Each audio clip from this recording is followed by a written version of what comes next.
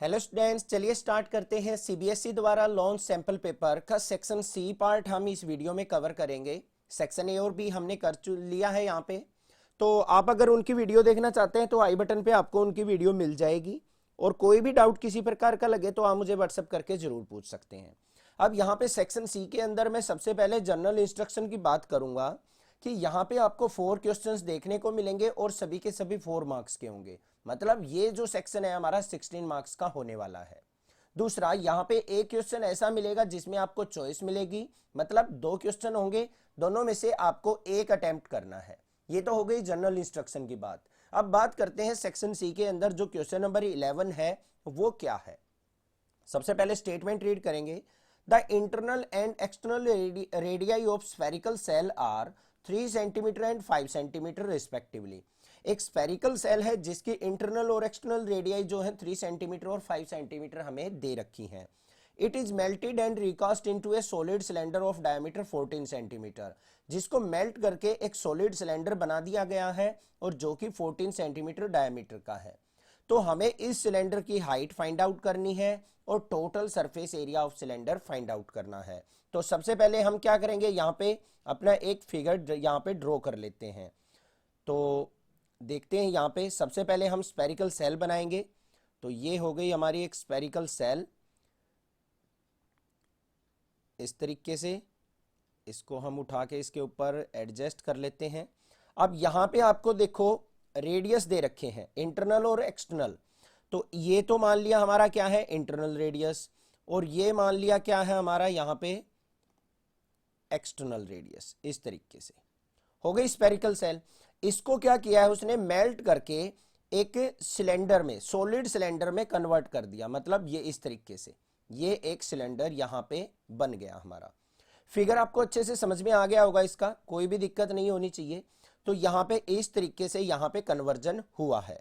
अब बात करते हैं यहाँ पे सबसे पहले हमने क्या निकालना है बच्चों, हाइट ऑफ द सिलेंडर निकालनी है। ठीक है, कैसे निकले। अब आपको पता है कि ये जो था इंटरनल डायमीटर, वो इंटरनल रेडियस 3 सेंटीमीटर था, ये लिख लिया हमने, और आउटर जो था वो 5 सेंटीमीटर था। तो मतलब ऐसा कुछ ये सेल था हमारा। इसको मेल्ट करके इसके अंदर कन्वर्ट कर दिया। तो वॉल्यूम जो होगा इन दोनों का वो क्या होगा, इक्वल होगा। तो क्यों ना हम वॉल्यूम का फॉर्मूला लगा लें यहाँ पे। तो यहाँ पे क्या लिखेंगे हम, वॉल्यूम ऑफ सेल किसके इक्वल होता है, volume of shell 4/3 pi r cube minus small r cube. मतलब एक्सटर्नल रेडियाई का क्यूब माइनस में इनर रेडियाई का क्यूब, ये हो गया। इज इक्वल टू किसके होगा बच्चों, वॉल्यूम ऑफ सिलेंडर के, वॉल्यूम ऑफ सिलेंडर, क्योंकि इसी को तो मेल्ट करके सिलेंडर बनाया है। तो वॉल्यूम ऑफ सिलेंडर का फॉर्मूला क्या होता है हमारा, पाई आर स्क्वायर एच। इसका रेडियस हम मान लेते हैं R1, तो R1 स्क्वायर एच। पाई से हमारा पाई कैंसिल और कुछ भी कैंसिल नहीं हो रहा है, तो हम इसको सिंप्लीफाई कर लेते हैं। 4/3 इंटू आर क्या है कैपिटल 5 का क्यूब माइनस में 3 का cube is equal to R1 square h. अब R1 क्या है हमारा, यहाँ पे देखो ये डायमीटर जो दे रखा है हमें, ये 14 दे रखा है। तो यहाँ पे रेडियस कितना हो जाएगा, इसका हाफ करेंगे। तो रेडियस क्या हो गया, capital R1 is equal to 7। Value put कर लेते हैं, क्या आएगा 4/3 इंटू 5 का क्यूब क्या होता है 125 माइनस में 3 का क्यूब क्या हो गया 27 इज इक्वल टू R1 क्या है 7 का स्क्वायर कर लेंगे मल्टीप्लाई बाय एच। कोई दिक्कत नहीं होनी चाहिए, समझ में आ गया होगा। इससे आगे चलते हैं। यहाँ पे क्या आ गया मेरे पास 4/3 मल्टीप्लाई 125 में से 27 गया तो बच्चों 98 इज इक्वल टू 7 का स्क्वायर 49 मल्टीप्लाई एच। 49 1 जा 49 और 49 2 जा 98। तो h इज इक्वल टू किसके आ गया 4 2 जा 8/3। तो हाइट ऑफ द सिलेंडर हमारे पास आ चुकी, कितनी होगी 8/3 सेंटीमीटर। कोई दिक्कत, समझ में आ गया इतना। अब बात करते हैं टोटल सरफेस एरिया की। Total surface area of cylinder क्या फॉर्मूला होता है, जल्दी देख लो, 2πr into r plus h. This is the formula. तो यहाँ पे वैल्यू पुट करते हैं, 2 इंटू पाई की वैल्यू क्या बच्चों, ये दे रखी है यहाँ पे 22/7। तो 22/7 मल्टीप्लाई रेडियस था 7 इंटू 7 प्लस हाइट कितनी है 8/3। इसको हमने बस सिंप्लीफाई कर लेना है। तो देखते हैं क्या आता है। 7 से 7 कैंसिल, 22 टू जा क्या हो गया 44, मल्टीप्लाई यहाँ पे एलसीएम लेंगे तो कितना आ गया 3 एलसीएम, 7 3 जा 21 प्लस 8 तो कितना आ गया यहाँ पे 44 मल्टीप्लाई 29/3। समझ में आ गया, ये क्लियर है। यहाँ पे मल्टीप्लाई कर लेते हैं इसकी, तो यहाँ पे क्या आ जाएगा मेरे पास 29 की और 44 की मल्टीप्लाई, ये आ गई मेरे पास 1276 divided by 3 centimetre square. This is the answer. कोई भी दिक्कत नहीं होनी चाहिए क्वेश्चन में, कोई भी प्रॉब्लम लगे तो आप मुझसे जरूर पूछ सकते हैं। क्वेश्चन समझ में आ गया होगा। जहां पे भी आपको इस तरीके का क्वेश्चन मिले कि उस चीज को मेल्ट करके वो बना दिया गया है, तो हमें करना बस एक ही काम है, दोनों के वॉल्यूम को इक्वल पुट कर लेना है। ठीक है, नेक्स्ट देखते हैं क्वेश्चन क्या है। नेक्स्ट क्वेश्चन दे रखा है हमें, prove that the angle between the two tangents drawn from external point two a circle is supplementary to the angle subtended by the line segment joining the points of contact to the center। ध्यान से समझो, बिल्कुल simple question है। यहां पे क्या कहा है हमें, सबसे पहले तो एक सर्कल ड्रॉ कर लेते हैं, एक बार फिगर ड्रॉ करते हैं यहां पे। तो ये तो हो गया हमारा यहां पे एक सर्कल, यहां से सर्कल पिक कर लिया हमने। तो ये हो गया हमारे पास यहां पे एक सर्कल। ठीक है, अब यहां पे क्या कहा है हमें, कोई एक्सटर्नल पॉइंट से टेंजेंट ड्रॉ करनी है इसके ऊपर। तो हम क्या करेंगे, यहां पे टेंजेंट ड्रॉ कर लेते हैं। ये हो गई हमारी यहां पे किसी भी एक्सटर्नल पॉइंट से टेंजेंट, इस तरीके से हो गई। अब दूसरी बात उसने क्या कहा है कि इसके जो सेंटर पे ये जो रेडियाई होंगी इस तरीके से, ये हो गई एक तो रेडियाई हमारी, और दूसरी ये हो गई। तो यहां पे जो एंगल फॉर्म हो रहे हैं हमारे टेंजेंट के बीच का एंगल, और जो ये रेडियाई जो एंगल फॉर्म कर रही हैं, ये एंगल और ये एंगल, देखो ध्यान से, ये एंगल और ये एंगल सप्लीमेंट्री एंगल होंगे। ये चीज हमने यहां पे प्रूव करनी है। तो सबसे पहले क्या करेंगे, बिल्कुल सिंपल सा काम है। सेंटर को मान लेते हैं हम O, इसको मान लिया हमने A, इसको मान लिया B, और इसको मान लेते हैं कुछ भी हम C मान लेते हैं। ठीक है, अब देखो इन क्वाड्रिलेटरल कौन सी AOBC, ये क्वाड्रिलेटरल बन गई AOBC हमारी। ठीक है, 4 यहां पे हमारे एंगल्स हैं। अब चारों एंगल्स का सम जो होता है बच्चों कितना होता है 360 डिग्री होता है। तो यहां पे क्या लिख देंगे हम, एंगल A प्लस में angle B plus angle O plus angle C is equal to किसके 360 डिग्री। इन चारों एंगल का सम, इसका और इस एंगल का सम 360 डिग्री होगा या नहीं होगा। और angle A is equal to किसके होगा बच्चों, एंगल B के, और वो भी कितना होगा 90 डिग्री। क्यों होगा, यहां पे हम रीजन भी लिख देंगे। क्या रीजन है, angle between tangent and radii, दोनों के बीच में एंगल कितना होगा 90 डिग्री का। तो यहां पे देखो बच्चों, A और B की जगह मैं 90 डिग्री पुट कर सकता हूं, 90 डिग्री प्लस 90 डिग्री प्लस में एंगल O प्लस में angle C is equal to 360 degree. तो यहां पे हमारे पास क्या आ गया, angle O plus angle C is equal to 360 minus 90, और 90 कितना हो गया 180, तो इस तरफ गया माइनस 180।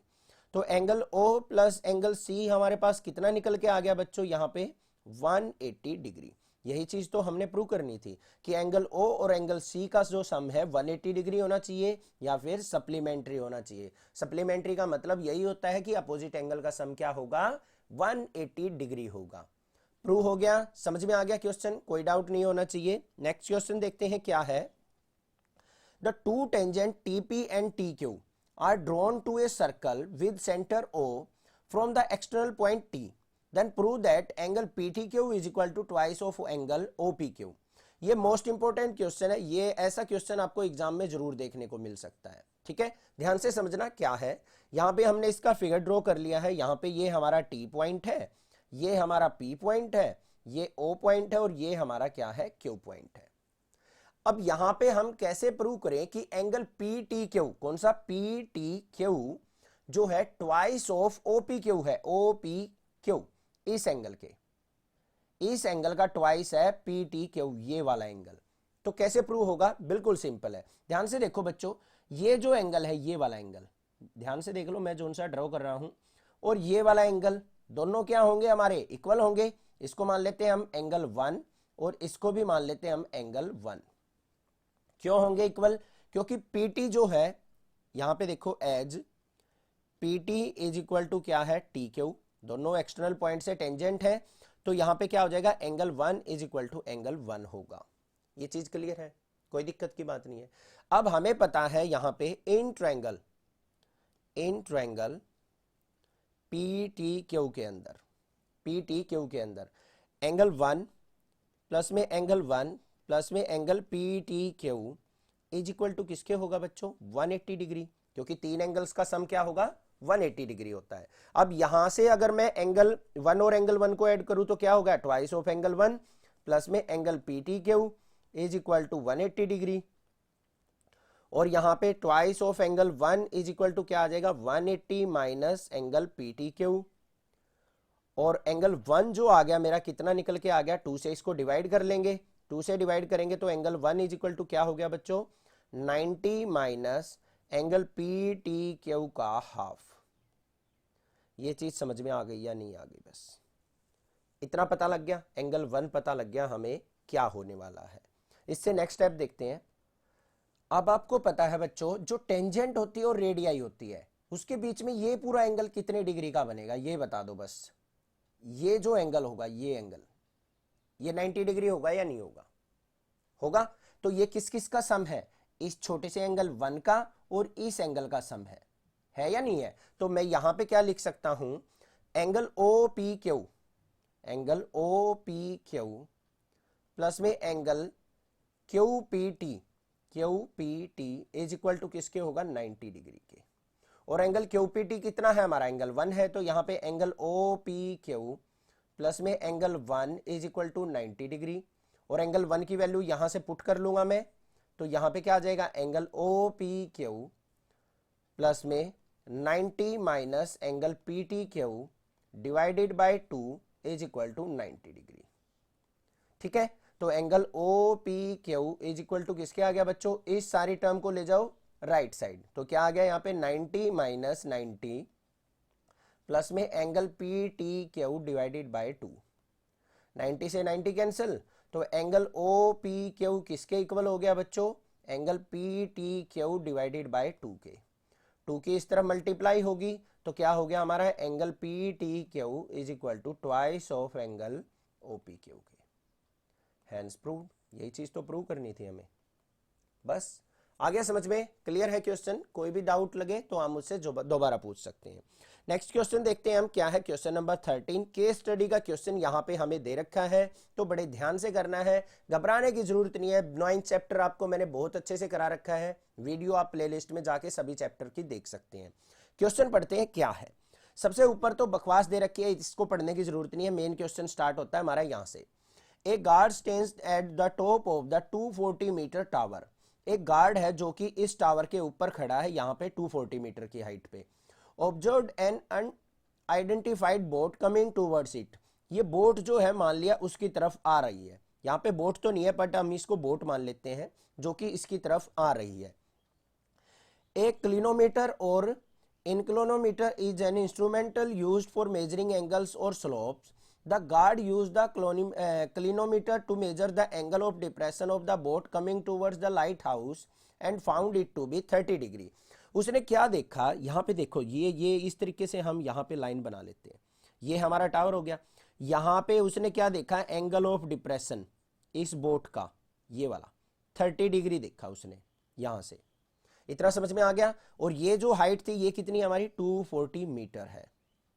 तो उसने पूछा क्या है? Question number first, make an labelled figure on the basis of the given information and calculate the distance of boat from the foot of the observation tower. भाई उसने पहले तो ये कहा है कि भाई इसका फिगर बना के दिखाओ, तो हम बना लेते हैं इसका फिगर।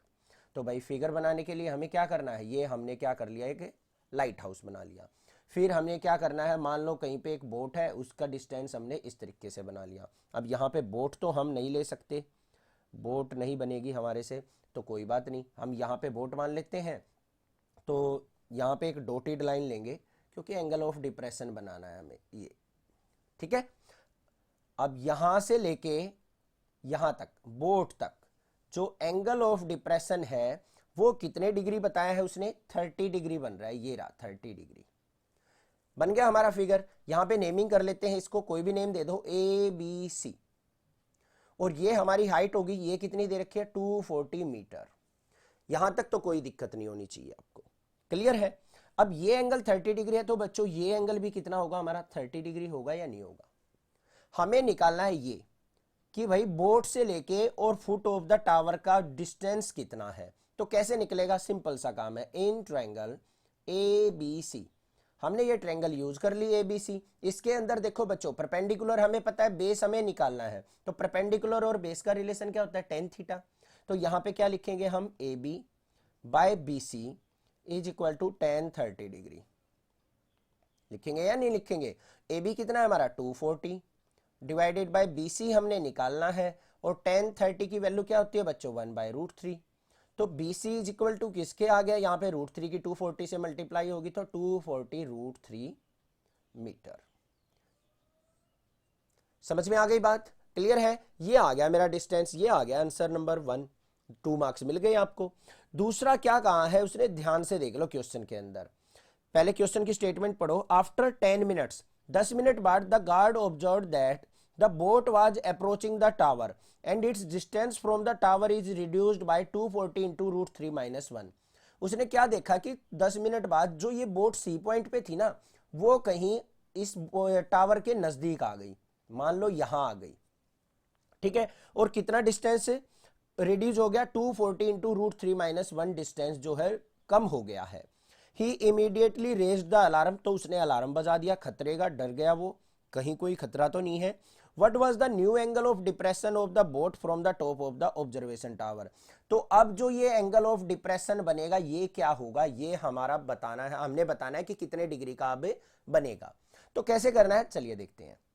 अब जो डिस्टेंस कम हुआ, ये वाला डिस्टेंस, ये कितना है, यहां पे कोई हम डी पॉइंट मान लेते हैं, C D is equal to कितना कहा है उसने, 240 इंटू √3 - 1 डिस्टेंस जो है रिड्यूस हो चुका। तो सी डी हमें दे रखा है। हमें अब बी डी निकालना है बच्चों। बी डी कैसे निकलेगा, बी डी निकलेगा हमारा B C minus C D करके। निकलेगा या नहीं निकलेगा, ध्यान से देख लो। बी सी पूरा डिस्टेंस में से सी डी अगर मैं सब्ट्रैक्ट कर दूं तो ये वाला डिस्टेंस मुझे मिल जाएगा।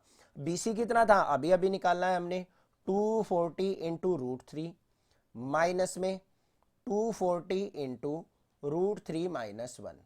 इसको सिंप्लीफाई कर लेते हैं, यहाँ पे 240 √3 माइनस में 240 के अंदर मल्टीप्लाई करेंगे तो 240 √3 और माइनस माइनस क्या हो जाएगा, प्लस का 240, कट गया ये। तो हमारे पास B D is equal to कितना आ गया, 240 आ गया। समझ में आ गया। अब जो ये डिस्टेंस है, अब हमारे पास फिगर जो बचा है बच्चों वो देख लो एक बार ध्यान से, कौन सा बचा है। ऐसा कुछ फिगर हमारे सामने बचा है, ये वाला, ऐसा,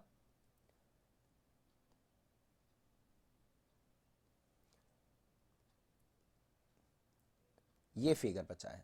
अब यहां पे हमने क्या करना है, ये हमारा डी पॉइंट है, ये हमारा बी पॉइंट है और ये हमारा ए पॉइंट है। अब ये एंगल ऑफ डिप्रेशन हमने क्या करना है, फाइंड आउट करना है।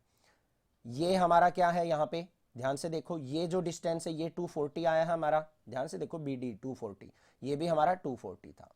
अब करना क्या है हमें, इन ट्रायंगल ए बी डी के अंदर क्या होगा, A B by B D, B D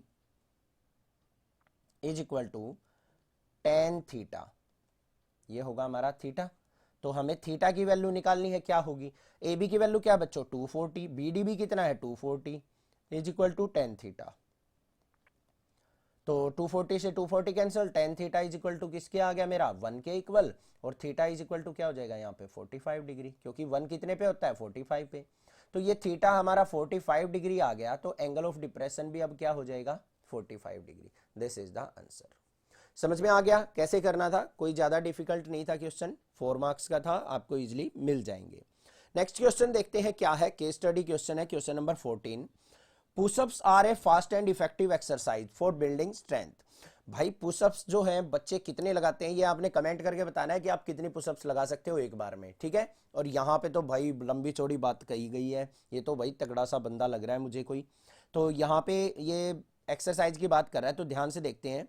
Nitesh wants to participate in the pushup challenge. Nitesh जो है पुशअप चैनल में पार्टिसिपेट करना चाहता है। He was currently make 3000 pushups in 1 hour. 1 घंटे में 3000 पुशअप्स लगा देता है वो, वाओ बढ़िया भाई।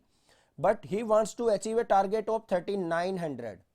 भाई वो 3900 का टारगेट रख रखा है उसने कि मुझे इतनी पुशअप्स लगानी है in 1 hour for which he practice regularly, जिसके लिए वो डेली प्रैक्टिस करता है। With each day of practice he is able to make 5 more pushups in 1 hour as compared to the previous day. हर रोज क्या करता है वो डेली 5-5 पुशअप्स ज्यादा लगाने में सक्षम हो पाता है, ज्यादा लगा पाता है। If on the first day of practice he makes 3000 pushups and continue to practice regularly till the target is achieved. Keeping the above situation in mind, the following questions जो है उनके आंसर हमें देने हैं। पहला क्वेश्चन पढ़ लेते हैं, क्या है? Form an AP representing the number of push-ups per day। पहले तो काम क्या है, हमें इसकी AP बनानी है भाई। फर्स्ट डे पुशअप जो लगाता है वो कितनी लगाता है हमारी 3000। फिर वो बच्चों 5 इंक्रीज करता चला जाता है, अगले दिन कितनी लगा लेगा 3005 लगा देगा, फिर 3010 लगा लेगा, फिर 3015 लगा लेगा। ये हमारी क्या बन गई, एपी बन गई। आगे क्या कहा है, and hence find the minimum number of days he needs to practice before the day his goal is accomplished.